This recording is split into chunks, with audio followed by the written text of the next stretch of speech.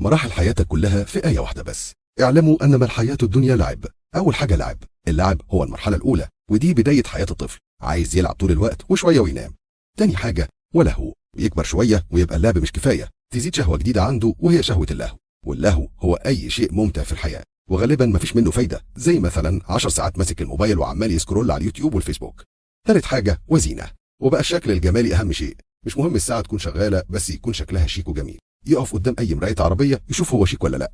ما أنا قلت لك الشكل الجمالي أهم شيء.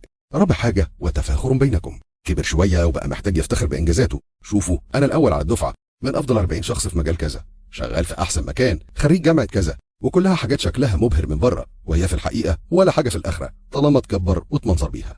خامس حاجة وتكاثر في الأموال والأولاد. كبر وبقى يقول شوفوا عندي عيال كتير وفلوس كتير وبقيت رئيس مؤسسة كذا.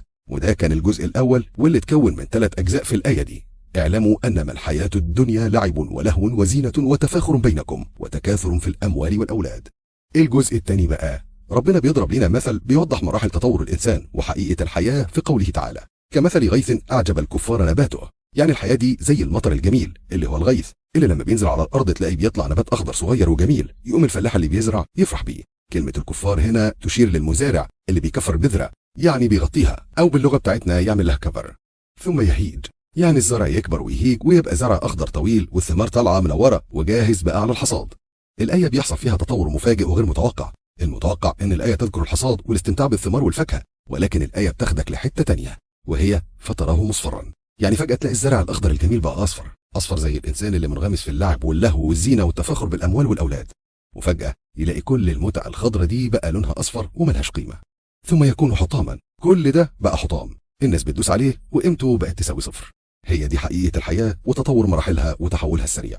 الجزء الثالث من الآية، الإنسان بيتفاجئ إن يوم القيامة جه في وقت سريع جدا، وقت غير متوقع، وبقى في اختيارين فقط لا غير. والاختيارين دول في تكملة الآية في قوله تعالى: وفي الآخرة عذاب شديد ومغفرة من الله ورضوان. يعني لا إما بعد كل ده هتبقى من أهل العذاب أو هتبقى من أهل المغفرة والرضوان. وقتها بيعرف الإنسان حقيقة الحياة زي ما ذكر في قوله تعالى: وما الحياة الدنيا إلا متاع الغرور. طب لو كانت هي دي الحياة وحقيقتها، المفروض أعمل إيه؟ هتلاقي الإجابة في الآية اللي بعدها على طول في قوله تعالى: سابقوا إلى مغفرة من ربكم وجنة عرضها كعرض السماء والأرض أعدت للذين آمنوا بالله ورسله. اسعى ورا المغفرة وتلقائي هتلاقي الجايزة الكبيرة، وهي الجنة اللي عرضها السماء والأرض. لأن مش أي حد هينول الجايزة، لأن الجايزة دي أعدت للذين آمنوا بالله ورسله. ركز، أعدت لمين؟ للي فاهمين حقيقة الحياة، اللي عارفين إنها رحلة قصيرة وهتنتهي فجأة بدون أي مقدمات. مش اللي عايشين في اللهو وبيضيعوا حياتهم على اليوتيوب والفيسبوك، واللي قاعد على القهوة اللي مفيش منها أي فايدة غير إنك بتلعب.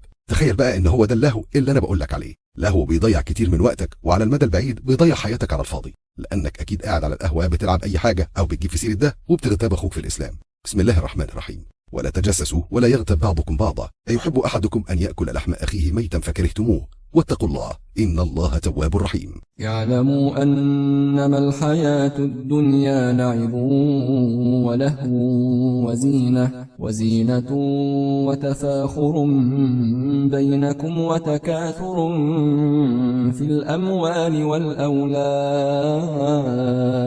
كمثل غيث أعجب الكفار نباته ثم يهيج فتراه مصفرا ثم يكون حطاما وفي الآخرة عذاب شديد ومغفرة من الله ورضوان وما الحياة الدنيا إلا متاع الغرور.